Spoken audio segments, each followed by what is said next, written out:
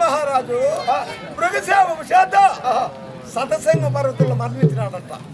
ఆయన ఎలా మరణించినాడంటే శృంగి భృంగి ఇరువారు దంపతులు భార్య భర్తలు వాళ్ళు ఏం చేసేవారంటే వనవిహారం కొరం పోయినారంట. వనవిహారం పోయి తిరుక్కొని వనమంతా తిరుక్కొని వస్తున్నారంట. సాయంకాలం వేళ తిరిగి పోయి వస్తున్నారు. అప్పుడు ఆ పొదల సాట్లో జింకలు గీకులుస్తూ ఒక జింక మీద ఒక జింక మీద ఒక జింక ఎక్కువ దిక్కు ఉన్నాయంట. అప్పుడు చూసి అక్కడ ఆడ జింకి ఒక ఆలోచన వచ్చిందంట. ఈ విధంగా మనం కూడా ఉంటే బాగుండు అని తన భర్తను అడిగిందంట. ఆయన చెప్పినాడంట అది జంతువులు ఎప్పుడైనా ఉండొచ్చు, ఎట్లయినా ఉండవచ్చు. మనం మానవులు మన విధంగా ఉండకూడదు. మన దేవతలు కానీ ఋషులు కానీ రాజులు కానీ ఈ విధంగా ఉండకూడదు మనం. కాబట్టి దానికి మనకి తేడా లేకుండా పోతుంది. మళ్ళా అటని చెప్పినట్ట అటుంటే మనం కూడా ఎట్లయినా కానీ నాకు ఆ విధంగా ఉండాలని కోరిక, నా కోరిక తీరుస్తావా లేదా అని అనమాట. ఎవరు శృంగారి ఆడజింక. అప్పుడు భార్య మాట కదనక అప్పుడు జింక అవతారు పెట్టుకున్నారంట ఇద్దరు.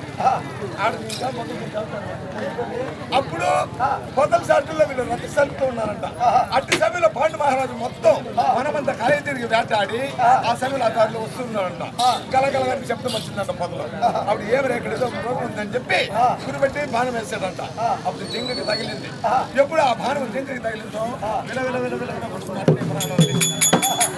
అప్పుడు మేము ఇరువురు రథాలు పెట్టప్పుడు మా రతిని భంగపరిచి మా ప్రాణాలు తీసినామంట. నీకు వివాహమైన నీ భార్యతో రతి సెల్పినావు అనుకో, ఆ పొద్దునాటికి నీ తల 16 ఉప్పులయ్యి నువ్వు మరణిస్తున్న మనిషి ఆ మృగ శాపం పెట్టాయంట. ఆ శాపం ప్రకారం అప్పుడు సదస్యంగా పర్వతంలో మరణించినాడంట. ఎప్పుడైతే మరణించినాడో భార్య ఉంది కదా మాతృదేవి, మాతృదేవి రతి సెల్పినాడంట. ఎంత మాత్రమే ఆమెకు తెలుసు. అందుకని రతి సెల్పిన వరకు చనిపోతాడని తెలుసు. ఆయన ఒప్పుకోల పాండు మహారాజు రతి సెల్పిన వల్ల అప్పుడు కలిసిన ఆవిడు కలసిలో శీర్ష 16 మరణించినాడు పాండు మహారాజు. అప్పుడు వాడు మరణించినాడు. కానీ అటు స్వర్గానికి పోక ఇటు నరకానికి పోక మార్గ మధ్య కోడు కోడు కోడు కోడు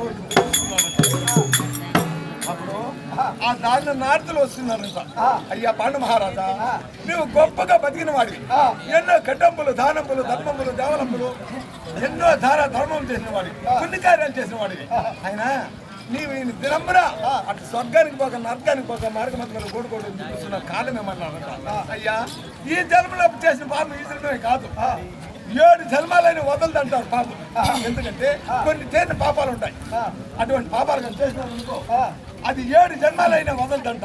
కాబట్టి అటువంటి పాపం నేను ఏం చేసినా నాకు తెలియకుంటే, నేను తెలిసి మాత్రం చేయలే, తెలియకుండా నాకు ఏం పాపం చేసినానో ఏమని తెలియదు.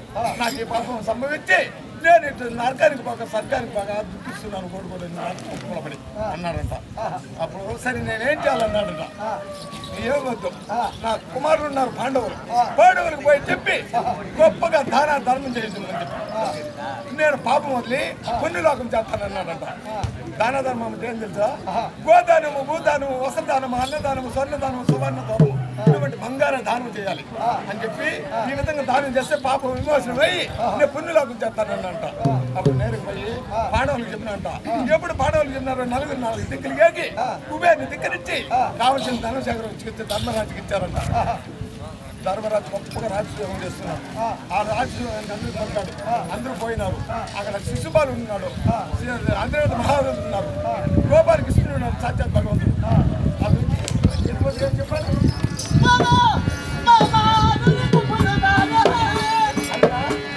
శ్రీకృష్ణుడికి అగ్ని సమర్పించారు.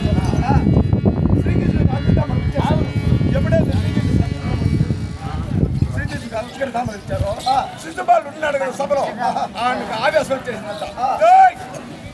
వర్షనక, వాయనక, తల్లనక, పిల్లనక పొద్దుగాడు పట్టే గొల్లవాడు వీడికి అగ్ని సమరం వచ్చా, వీడికి అలగితేనా ఇక ఎగ్గులాగా ఇచ్చినాడు అనుకో, చిగ్గులాగా వీడు గైకొని వచ్చా అని రోడ్డుకు వచ్చినట్టు చిన్నపిల్లమైన మాటలు మాట్లాడాడు. ఎందుకంటే ధర్మరాజు ఒక లిఖితం నిర్మించినట్ట. అక్కడ ఈ అగ్నితాంబలం ఎవరికి ఇవ్వాలా, ఎవరికి ఇస్తే సరిపోతుంది అని చెప్పి యోచన పడిపోయినట్ట. అగ్నితాంబలం అంటే సామాన్యంగా అయింది కాదు, సర్వం తెలిసిన వాడు ఉండాలా, ధర్మం అధర్మం తెలిసిన వాడు ఉండాలా.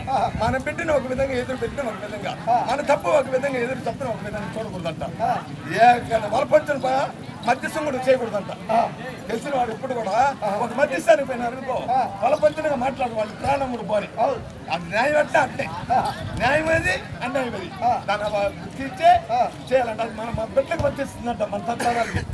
కాబట్టి సర్వం తెలిసిన వాడు ఎవరికి ఇవ్వాలా అని యోచన పడిపోయినా నాకు తెలుస్తుంది అని వాళ్ళ తాతగారు ఆయన మహారాజు తీసుకుంటే తెలుసా, అయ్యా ధర్మరాజా ఎవరికి వద్దు, వారికి వీరికి ఎవరికి ఇలా నువ్వు యోచన పడుతున్నావు. సర్వం తెలిసిన వాడు గోపాలకృష్ణ సాక్షాత్ భగవంతుడు, అతనికి తెలుసు, అతనికి ఇచ్చాయి, అతను ఏ లోటు పట్ల నువ్వు చూసుకుంటాను అంట. తాతగారు మాట కాదనక గురువు గారి మాట, తాతగారు మాట కాదని ఇచ్చినాడు. వాడు మేనత్ కుమారుడు.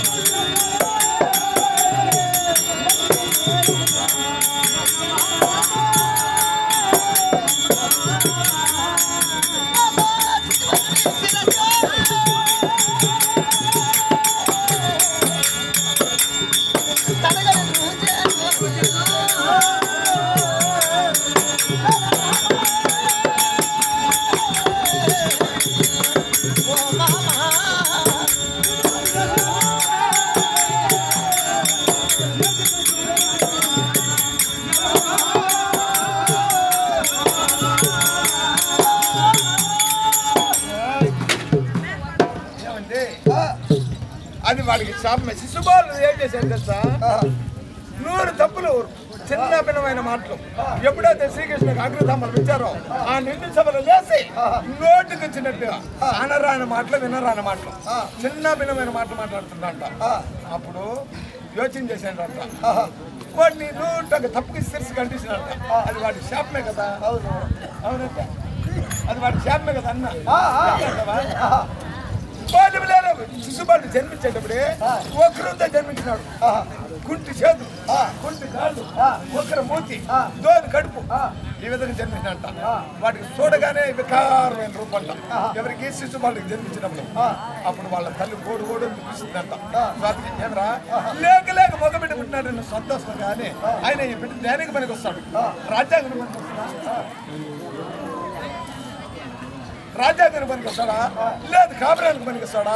10 మందిలే మనం మెప్పు పడగలుగుతాడా? వీడు ధ్యానికి పనికి వస్తాడు. గోడు గోడు దుఃఖిస్తాడంట. అప్పుడు అసలు అనే అమ్మరు మనం లేసి, అమ్మా వాడు వక్రమైన బిడ్డ జన్మించడానికి నువ్వు బాధపడుతున్నావు. సక్రమైన రోజు దగ్గరనే ఉందమ్మా వాడికి అన్నుందంట. ఇక ఎట్లా సక్రమైన రోజులు వస్తుంది అంటున్నావు? నా బిడ్డకి సక్రమైన రోజు వస్తుంది అంటున్నావు ఎట్లా అని అడిగిందంట. ఎవరు ఆకాశాన్ని, అమ్మా నీ బిడ్డకి ఎంతో మంది నీ పంటకు వస్తూ పోతూ ఉంటున్నారు కప్పం కట్టడానికి. వారి చేత వచ్చిన వారి చేత ఇస్తూ ఈ బిడ్డని ఎవరి చేతిలో అయితే ఒక్కరు పోయి సక్కన రాస్తాడో అతని చేతిలో నీ బిడ్డకు మరణం కూడా అనిందంట. అప్పుడు అదే బేకారంగా వచ్చిన వారి చేతులతో ఇస్తూ వచ్చింది బిడ్డని. ఒకనాడు మన భగవంతుడు గోపాలకృష్ణుడే ఏ తెచ్చాడంట. అత్త స్వాతికి అత్తే కదా ఏ తెచ్చినట్ట.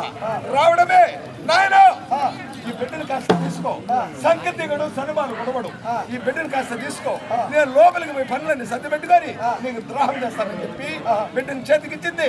లోపలికి పోయింది, పనులన్నీ సర్ది పెట్టుకునింది, ద్రోహం తీసుకుని వస్తూ ఉంది.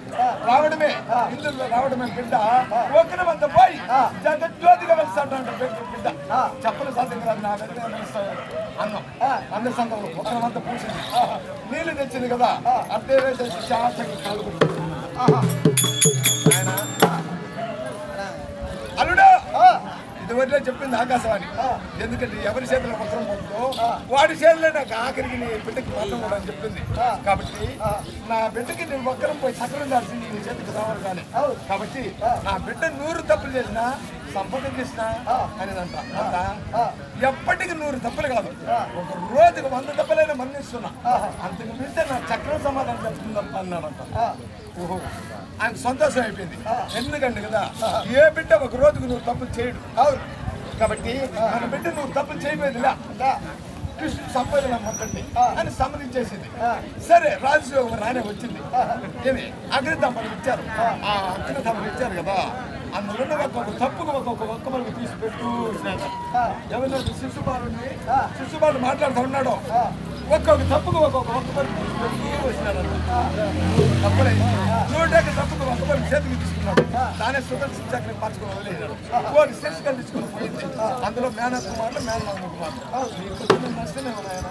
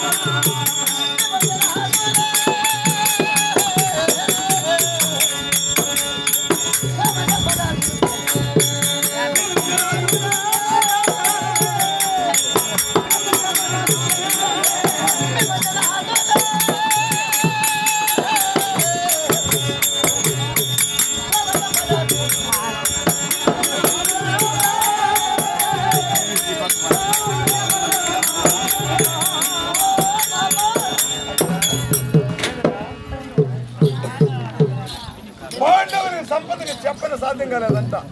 వాళ్ళు భీమార్జునులు వాళ్ళ సంపద చూడడానికి నాకు కళ్ళు సాలేదు మామ. వాళ్ళ సంపద అంతా ఇంత కాదు అంటున్నాడు. హెలికాప్టరానికి పిల్లి మురిసిపోయిందంట. ఎట్లా హెలికాప్టరానికి పిల్లి మురిసిపోయిందంట.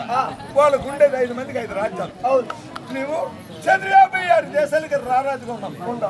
నీకు లేదు ఏమిటి, వాళ్ళకి ఉండేది ఏమిటి? పాండవులకి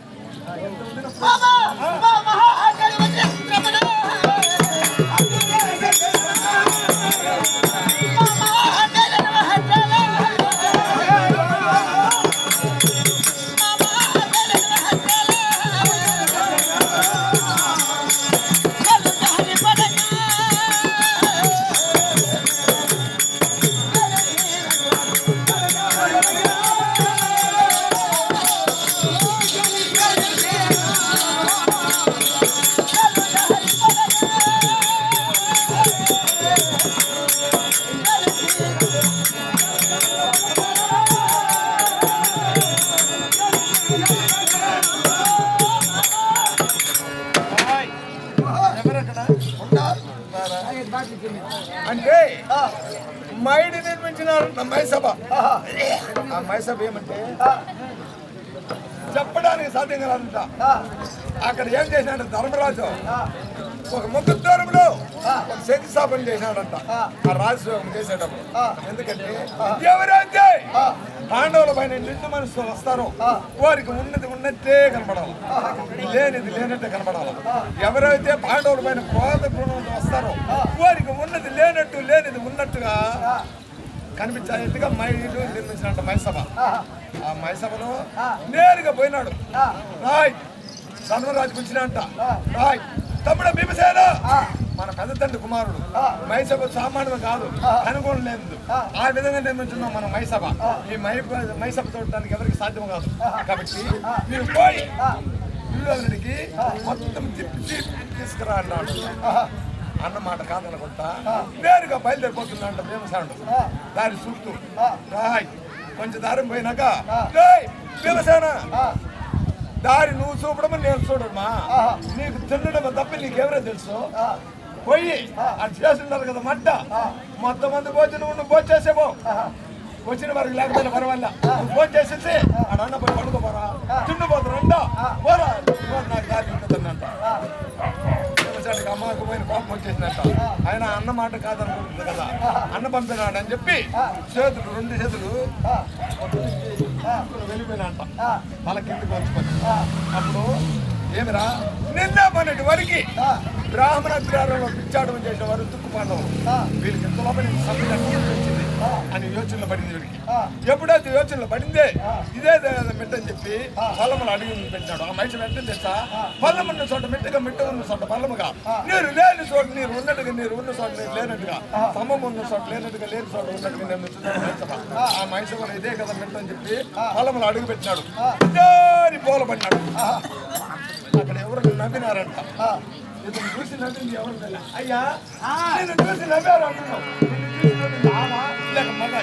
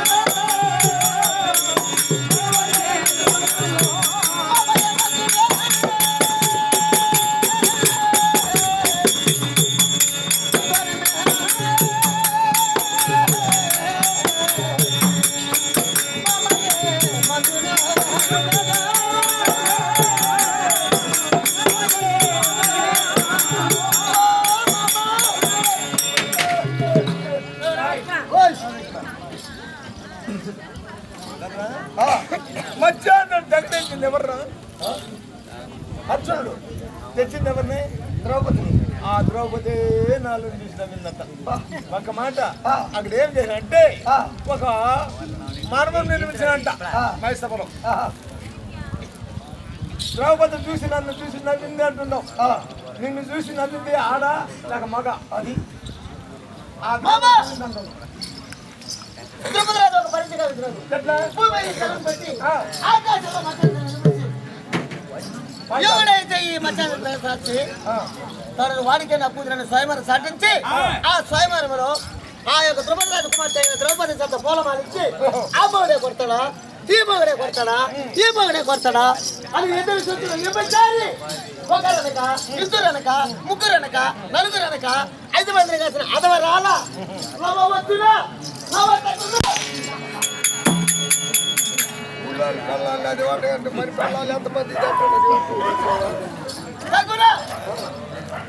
అల్లుడా సరే నిన్ను చూసి నమ్మింది అంటున్నావు మరి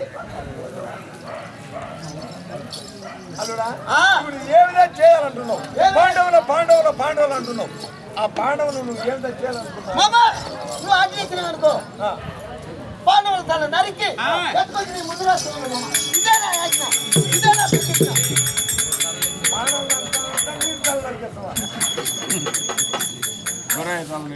అల్లుడా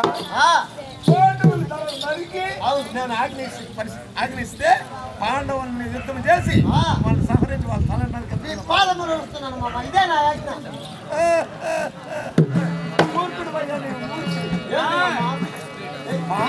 నేను ఆజ్ఞపరిస్తే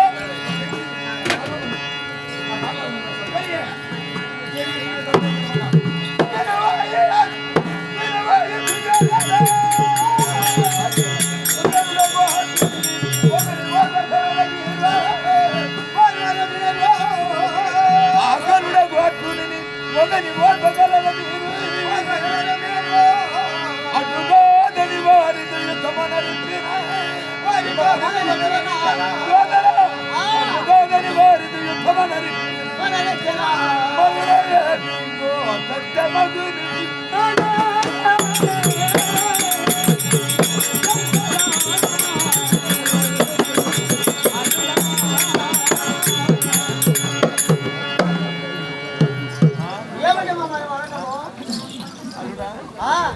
మీరు 100 మంది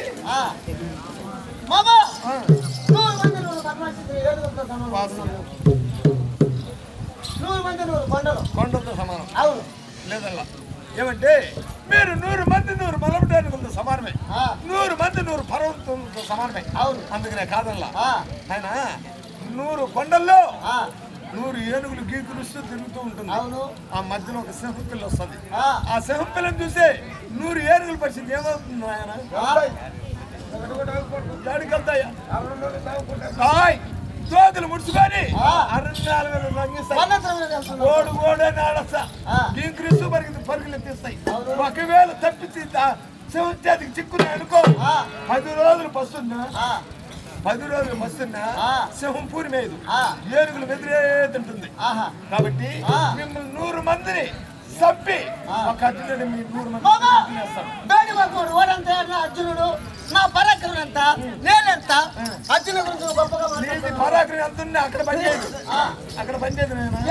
కాబట్టి అందుకు ఉపాయం ఉంది. ఎట్లా? నన్ను అడిగినావు అనుకో, అందుకు మార్గం చెప్తాను. ఎట్లా ఏమంటే చెప్పండి. ఉపాయముగా ఎటువంటి కార్యాలైనా చేయించవచ్చు. ఏటులో ఎల్ల పారుతూ ఉంటుంది. అవును అక్కడే నిల్చుంటుంది ఒక నిటారిగా ఒక రుచ్చం. ఆ రుచ్చం పరిస్థితి ఏమవుతుంది? ఎలా వస్తే ఎలా పాలవుతుంది? నిల్చున్న రుచ్చం అవును అక్కడనే ఉంటుంది ఒక తుంగ. ఆ తుంగ ఏమవుతుంది? ఎలా వచ్చినప్పుడు ఎలా నిలుస్తుంది. దీనికి శక్తి ఎంత, దాని శక్తి ఎంత? దానికి ఎక్కువ, దీనికి తక్కువ. మరి అంతటి తుంగ నిలిచింది కదా, దానికి ఓర్పు ఎక్కువ. అవును దీనికి శక్తి ఉన్నా కాబట్టి నిల్చుకునింది, కాబట్టి అది వంగింది కాబట్టి అక్కడ ఉంది. ఇది నిల్చుకునింది కాబట్టి వెళ్ళిపోయింది, వెళ్ళపాలైంది. అది ఉండదు. మనిషి చేత ఉపాయముగా ఎటువంటి కార్యమైన చేయించవచ్చు. కాబట్టి యోచన లేకుండా పోయినాం అనుకో, ఎంతటి వీరుడైనా చేయగలరు. సమయ సందర్భాలు అందుకు మార్గం నేను చెప్తాను. అరుడా నా మాట చెప్తున్నామని నిజముగా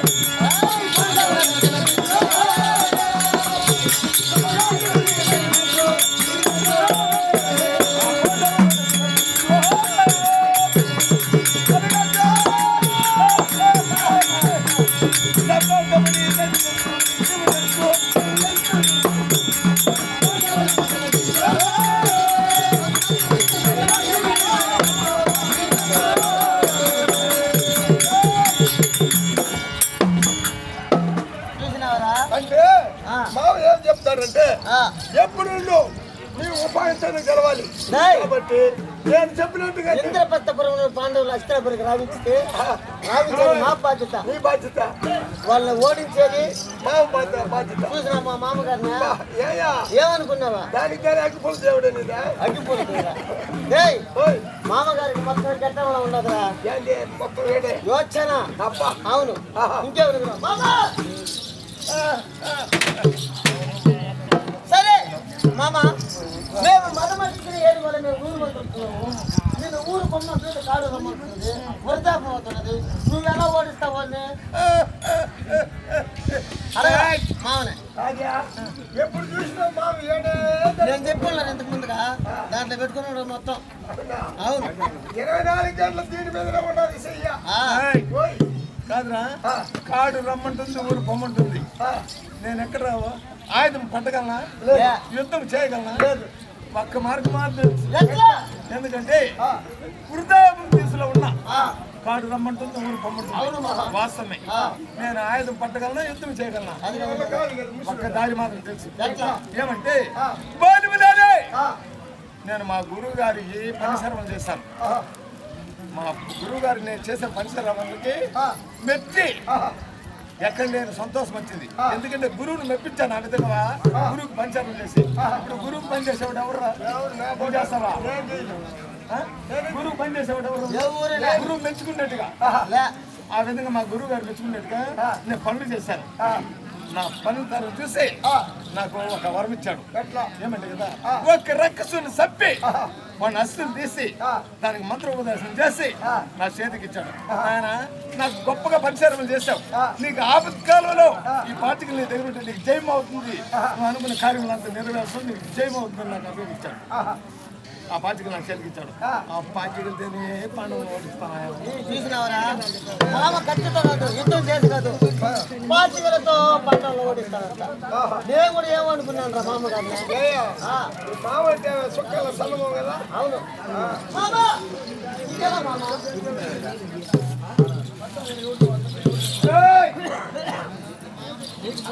మామ పరుగులే కాదు, ఎలా ఓడిస్తా ఎలా ఓడిస్తావు? ఈ మదగని రాజులతో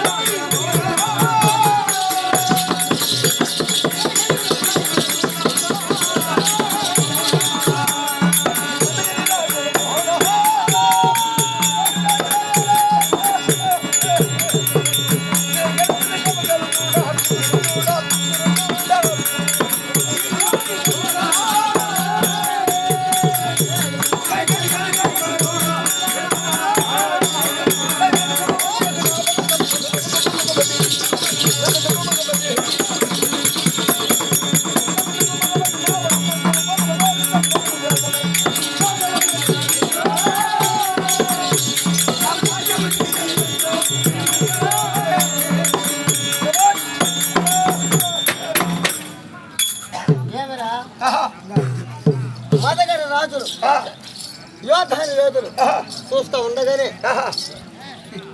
వాళ్ళ ఎదురుగానే వాళ్ళ రాజ్యం మొత్తం సర్వం నా వంశం చేస్తానంటున్నారు. ఇది నమ్మదగిన మాటేనా? మావ చెప్తే తప్పడియా? మావ ఏమనుకుంటావా? ఆయన చెప్పినట్టు జరుగుతుంది అన్ని. అట్లా ఏమబ్బా నువ్వుదా చెప్తాను, నీ మాట నమ్ముతాను. నా మాట నువ్వు నమ్ము. పట్టుకోరా మామగారిని.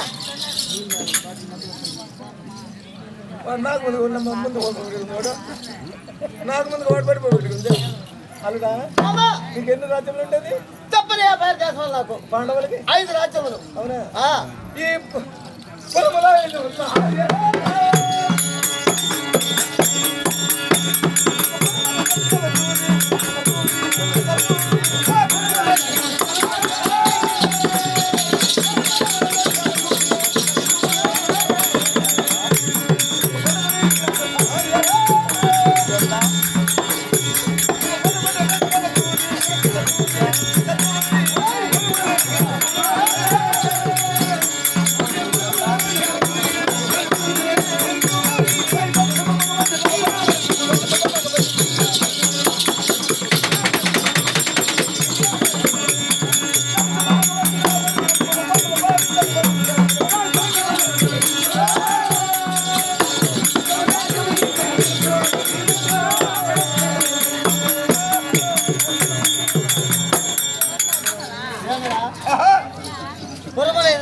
సరే నువ్వు పురమలో రెండో ఒక తోరి ఆ పాండవులకు ఉన్న చూడ 5 రాజ్యాల కనపడుతున్నాడు అవి కూడా సరే నా వసూలు చేసేస్తాను మొత్తం తీసుకోదేవే నమ్మొచ్చినంటావా నాకేమీ నమ్మకం ఉండదు ఏంద్ర నేను నమ్మలేకున్నా నువ్వు మా మామ గారిని నువ్వు లేదు ఆయన చూస్తుంటే నాకు నమ్మకం ఎట్లా వస్తుంది నీకు నమ్మకం చెప్పు ఎట్లంటే మావ ఉండే ఒక ఆటోపన కాబట్టి మీ మామ వద్ద ఉంది కాబట్టి అన్ని విద్యలో మంత్ర ఫలించాక మీ మామ ఏమైనా చేయగలదు కాబట్టి నువ్వు నమ్మకం మీ మామని అట్లా ఒక తూరికి పోయేసేస్తాడు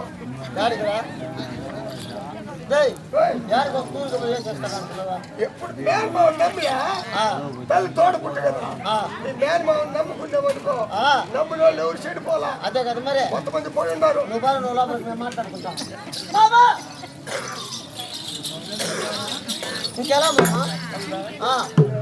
మాట మీద నమ్మకం ఉంది కదా ముమ్మాటికి నేనే అన్నాను కదా ఈ సమయంలో తల్లి తండ్రి సర్వం నువ్వు అనేసి అన్నాను కదా నాకు ఎప్పుడప్పుడు మేలు చేయరు యోచన జనపతి కావడం పండుకుంటే నిద్ర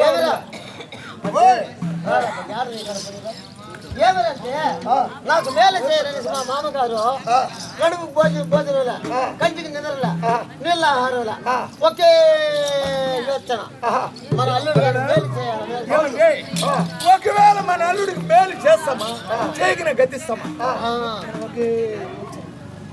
ఎందుకంటే ఎప్పుడు మానవ జన్మ ఎప్పుడు సిద్ధమైంది కాదు ఎప్పుడు ఉంటుందో ఎప్పుడు పోతుంది కాబట్టి నా మనసును గట్టిగా నాటుకుని మేలు చేయాలి అల్లుడికి మేలు చేయాలి మేలు చేయాలి చూడరా ఈ మేలులో నువ్వు పోబోయేది యాడికి మేలు నువ్వు పోబోయేది అల్లుడు ఎందుకు నీకు నా మీద నమ్మకం ఉన్నది ముమ్మాటికి నా మాట ఏంటి ముమ్మాటికి అవునా సర్వం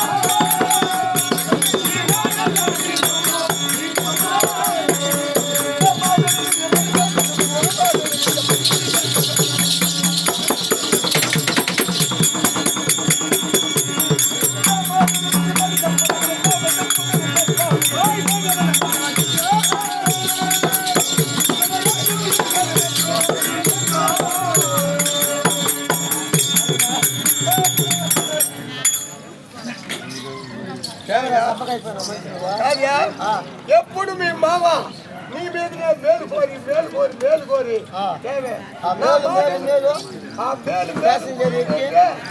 ప్యాసింజర్ ఎక్కినావనుకో ఆ నుంచి పోతావు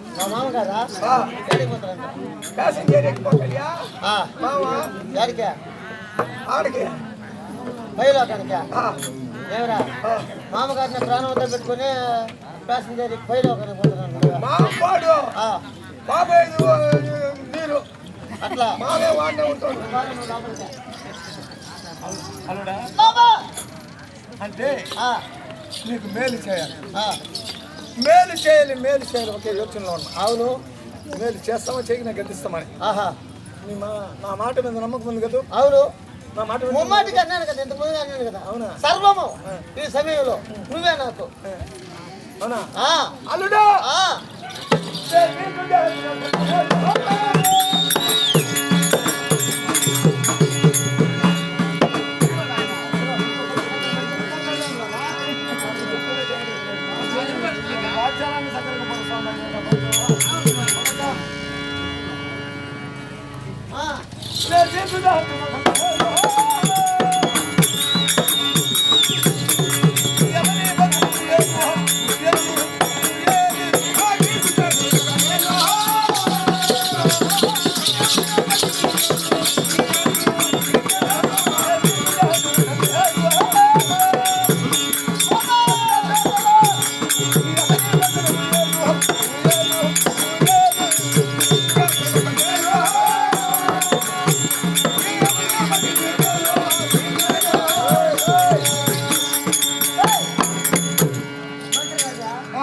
కాదురా మామగారు మేలు చేస్తాను అన్నాడు అట్లా అయిపోయినాడు ప్రాణం ఉండదు లేదు చూడు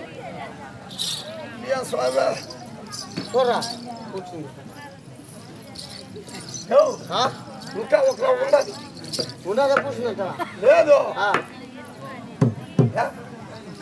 ఇంకా కొంచెం ఉండదు పోయి మామ గాలి కొట్టి వెనకాల కొట్టు గాలి కొట్టే ప్రాణం వస్తుంది మామకి సరే నాకు వేలు చేస్తాను నువ్వు మధ్యలో ఆపేసావే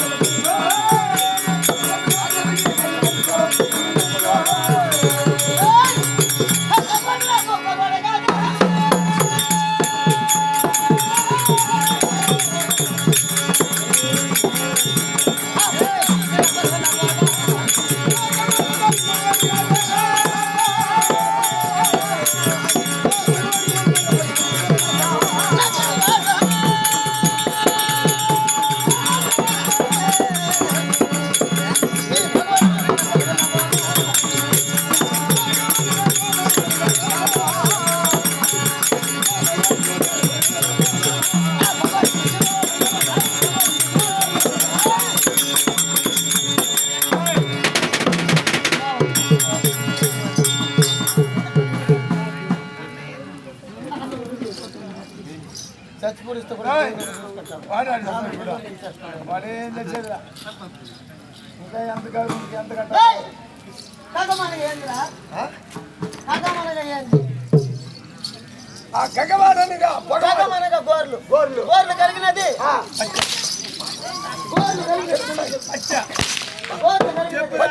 పచ్చిన వాహనం చేసుకున్నాడు గోపాలకృష్ణుడు గోపాలకృష్ణుడు ఓడంత ఎంత ఓడ హనాపరం ఎంత నేనెంత నా పరాక్రమేమి ఓడిని గురి చెప్పుకోవచ్చు నా దగ్గర చెప్తుండగా పిల్లకాయలు గురికాయలు పట్టిన గొల్లవాడు ఎక్కడికి అసోలా కూర్చోడానికి సింహాసనమా పండుకోవడానికి పాన్ప అదంత కొల్లేదు పో ఓడు మొఖాన్ని వేసమా లేదు ఓడిని వచ్చి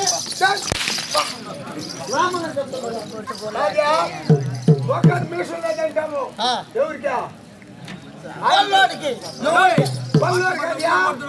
ఆ మహానుభావుడికి నేను గొల్లాలు అంటున్నావు వాళ్ళకుండే రోసం నీకుండదా మీ మామకుండదా ఆయన గొల్లాడు కాదు శ్రీమన్ నారాయణమూర్తి గోవిందుడు అల్లుడా మాట చెప్పి గొల్లవాడు అంటున్నావు భగవంతుడు గోపాలకి నీకు పగవాడు అయినంత మాత్రం నాకు పగవాడు కాదు ఆయన ఒక మాట ఎందుకంటే అతను సాధ్యాత్ భగవంతుడు ప్రపంచమంతా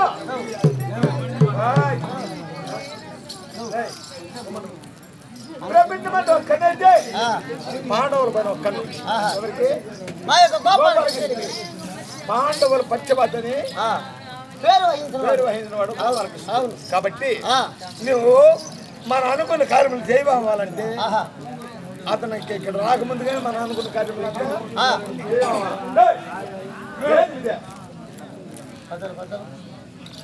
మన అనుకున్న కార్యములు చేయవాలంటే భగవంతుడికి తెలియకూడదు ఇక్కడికి రాకూడదు గోపాల కాబట్టి ఒకవేళ తెలిసింది అనుకో నేను కాదు నా పార్టీలు కాదు మీరు 100 మంది కాదు ఎవరు అతని ఎదురుగా చల్లమని కారు అనుకున్న కార్యం కూడా నెరవేరదు. సరే మామ ఇప్పుడు ఏం చేయాలంటావు?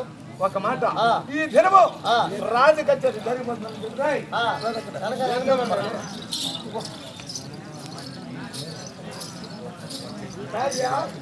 ఒక మాట ఏమి మేలు కోరుతుండవు వాళ్ళు కీడు కోరుతుండవు అప్పుడు వీళ్ళు చేసిన మేలేవి ఆ యొక్క పాండవులు చేసిన కీడేవి దాన్ని చెప్పరా మంచి సమయంలో ఉంటాడు పైన నువ్వు సరైన ప్రశ్న చెప్పరా ఎట్లా నేనేమో ఏమనుకున్నా ఏమంటే పాండవులు చేసిన కీడని వీళ్ళు కౌరవులు చేసిన మేలేవి వీళ్ళకి ఎందుకు మేలు తెలుసును వాళ్ళకి ఎందుకు కీడు తెలుసున్నావు అని నీ అనుమానం. ఇప్పుడు అడిగినా కాబట్టి అన్నకు చెప్పక తప్పదు కదా చెప్తాను ఏమంటే ఒకనే దినమున బాల్యం లేని వీళ్ళు విద్యాబుద్ధులు నేర్చుకుంటున్నారు పాఠశాలలో. ఆ సమయంలో విశ్రాంతి కొరకు వదలసారు 10 నిమిషాలు.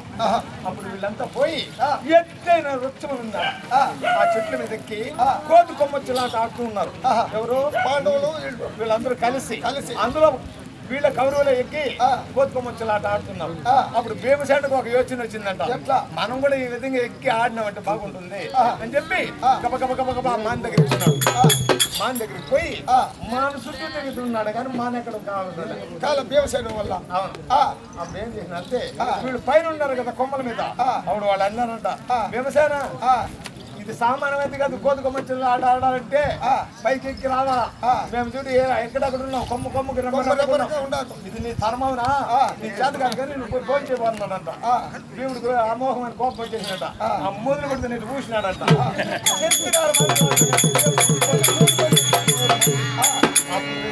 అప్పుడే ఒక యుద్ధం చేసిందంట, 100 మంది మనం చూసినావా, అడుగు మరి ఊసి మనం 100 మంది కింద తెలిచేసినాడు, ఎంత శక్తి ఉంది భీమసేనుడికి అని వీళ్ళకి అప్పుడు పురాది ఏర్పడి దుర్యోధనుడికి.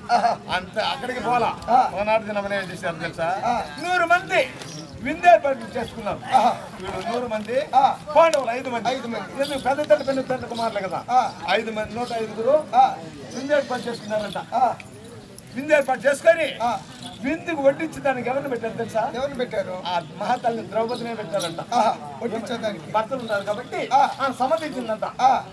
సరే భగవంతుడు చెప్పినట్టు గోపాలకృష్ణుడు, అమ్మా నువ్వే వడ్డించు, నీ భర్తలు ఉన్నారు కదా వడ్డించని అన్నమాట కాదనక భర్తలు ఉండాలని చెప్పి ఈమె వడ్డిస్తూ పోతుందంట. కొంచెం బాగుంటారు ఏం పెట్టారు, వడ్డిస్తూ పోతూ ఉందంట. దుర్యోధన దగ్గరికి పోయింది వడ్డించుకుంటా. అవును.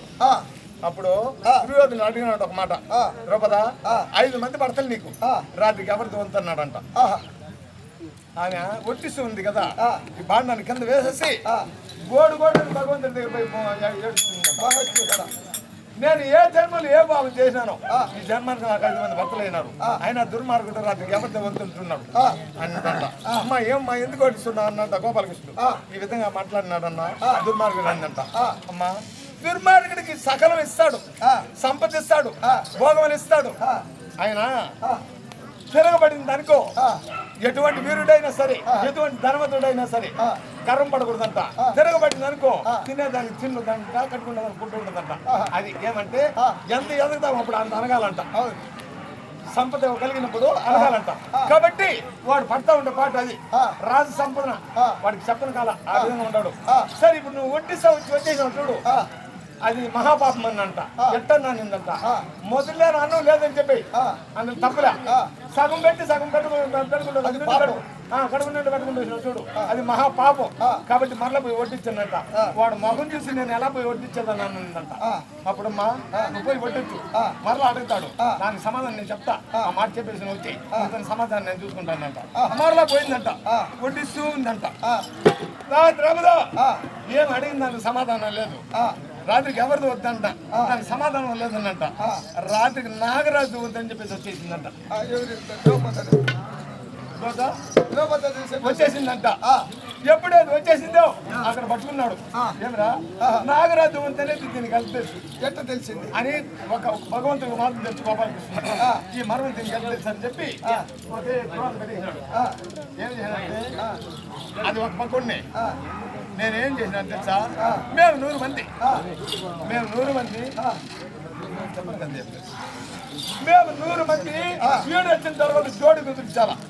మా చెల్లెల గాంధారికి ప్రపంచమంతా శోధించాం, ఎక్కడ తగువైన వారు దొరకలా.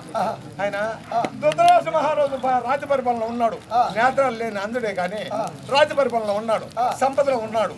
ఇతను మన చెల్లెలు తగువైన వారు అని చెప్పి ధృతరాష్ట్రకి ఇచ్చి వివాహం చేశాం. వివాహం చేసి పల్లికి జోడించి పల్లికి మోసుకొని పోతూ ఉన్నాం మేమే. ఎందుకంటే మేము 100 మంది పల్లికి మోసుకొని పోతూ ఉన్నాం మేమే. అప్పుడు మంచి అరణ్యములో పోతున్నాం. అరణ్యములో మా బావగారు, బావో మీదే మోయడు మా, నేను కాసేపు నడుస్తా, నన్ను కిందకి దించింది అన్నాడు. సరే ఏదో భావం ముచ్చట పడుతున్నాడు అని చెప్పి కిందకి దించాం. నేత్రాలు లేదు కదా, ఇటు నడుస్తూ ఇటు పెట్టాడు, అడుగు నడవడమే. మా బావ పాదం ఏమి తగిలింది మరి, విల విల విల విల విల విల విల మా బావా ఏం బావా ఏమి నీ కాలికి ఏమి తగిలింది అని మేము 100 మంది 100 గడ్డమాటలు తీసుకొని భూమిని తవ్వి పాతాల వరకు శోధించాం. పాతాళం నుంచి వస్తుంది ఒక ఉక్కు మలక. ఆ ఉక్కు మలక మా బావగారికి తగిలింది. అప్పుడు మా బావకి నేత్రాలు లేదు కదా, సోగడ పెట్టుకుని తట్టినాడు. డాంగమని శబ్దం వచ్చింది. అప్పుడు మా బావగారికి క్రోధ ఏర్పడింది.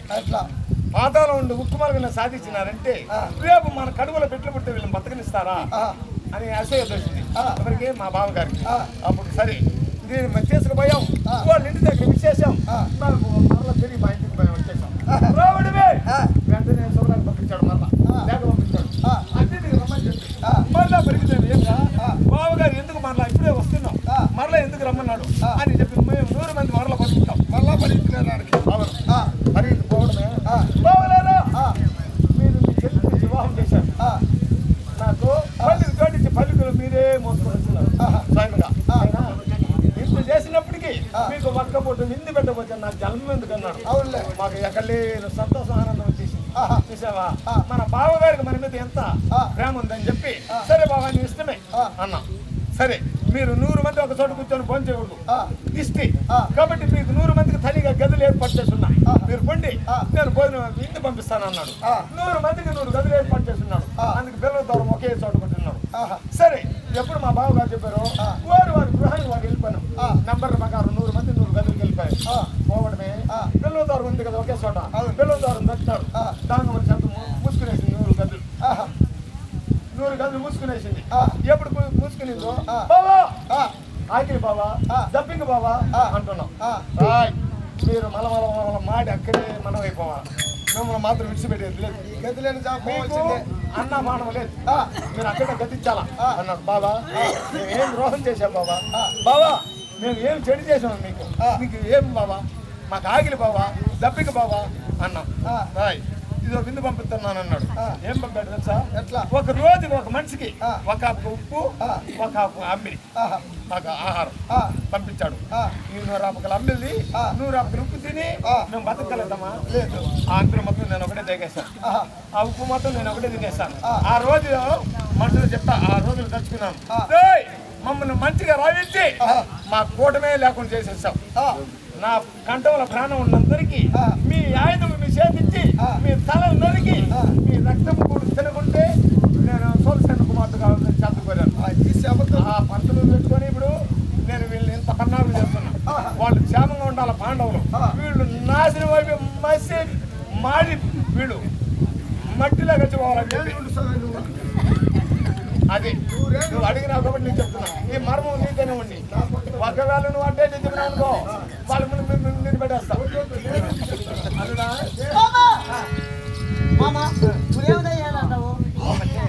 రాజ్యదర్శనం చేయాలని కాబట్టి మందించి వీళ్ళందరికీ సర్వదేవని చెప్పి వీళ్ళని పంపించి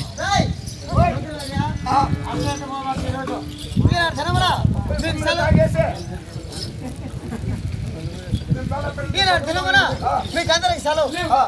నేను మా మామ రాజరకసం మాట్లాడబోతాం కాబట్టి మీరు బండ కవాటాలు పెట్టించేసి వారి గృహానికి వారు వెళ్ళిపోండి. ఇప్పుడు చెప్పిన ప్రకారమే వాళ్ళందరినీ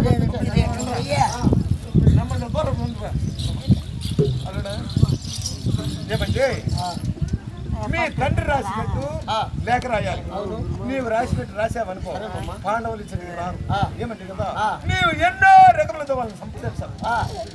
అన్నమల విషయం కలిపావు, ఉక్కు సూదులపై నడిపించావు, లక్క కోటికి నిప్పి పెట్టి అప్పుడు సంప్రదించావు. కాబట్టి ఆ లక్క మడుగులు కాళ్ళు చేతులు కట్టి వాళ్ళ లక్క మడుగులు తోయించావు. కాబట్టి ఇన్ని విధాలతో నేను సంప్రదించావు. కాబట్టి నీవు రాసినట్టు రాస్తే పాండవులు ఇచ్చడికి రారు మన అనుకున్న పనులు నిజగారు. మీ పెద్ద తండ్రి మీ తండ్రి రాసినట్టు రాస్తే మీ తండ్రి మీద ప్రేమ ఎక్కువ.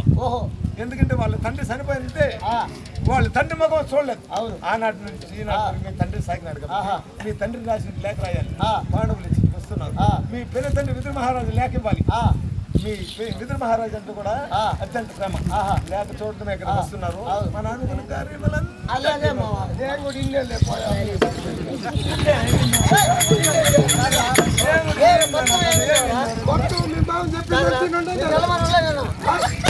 ఈరోజు మీకు సెలవు అని చెప్పలే నేను చలవని చెప్పినేవా వెళ్ళమన్నాను కదా లోపలికి ఎలమన్నేవా ఆ. నీ మామ ఏం చెప్తాడు నిందామనుకున్నా ఉన్నావా? నేను ఎక్కడికేనంటే సరే, ఉండరా. నేను మా అమ్మ మాట్లాడుకున్నాను కదా ఏం మాట్లాడుకున్నా చెప్పు. ఏమిరా? నాకు నెలకి ఎంత ఇస్తుంది జీతం 30 రూపాయలు ఇస్తున్నావు, రోజు ఎంత పట్టేస్తావు 1 రూపాయి పట్టేస్తా వచ్చినావు. కాబట్టి ఇంకా పెంచుతున్నారేమో మరి జీతం అనేసి అనుకున్నా అట్లా సరే నువ్వు అది నువ్వు చనిపోతే మరణ పండు నీ పిల్లం పెళ్ళికి చెవిటం ఉండా కొడుకు సరే అదంతే ఇంకా వాడికి ఆశ ఉంది ఉంది కాబట్టి ఎందుకంటే ఇంత సంపాదించిపోయినా వాడికి తృప్తిలే లేదు. మళ్ళా జీతం పెంచితే ఆ. ఇంకా దాన్ని పెడుతుంది ఇంకా కొంచెం ఎక్కువ కదా సరే మామ ఇప్పుడు శుభలేఖలు రాయాలి. ఒక మాట ఆ, కాలము ఆ.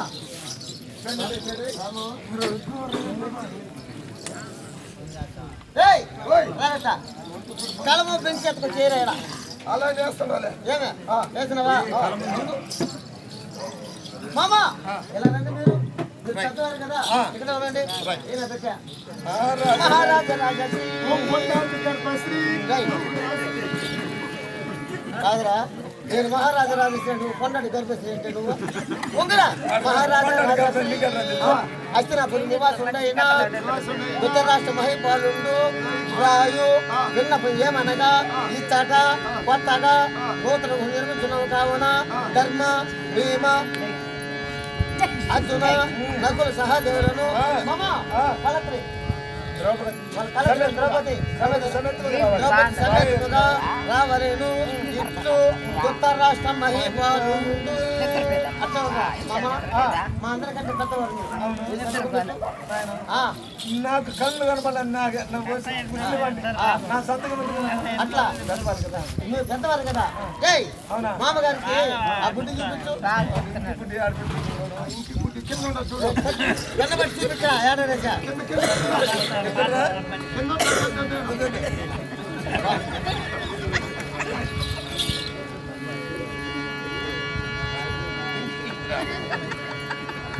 సరే ఒక మాట ఈ లేఖని మీ పెద్దదండ్రి విదుర మహారాజు ఉన్నారు కదా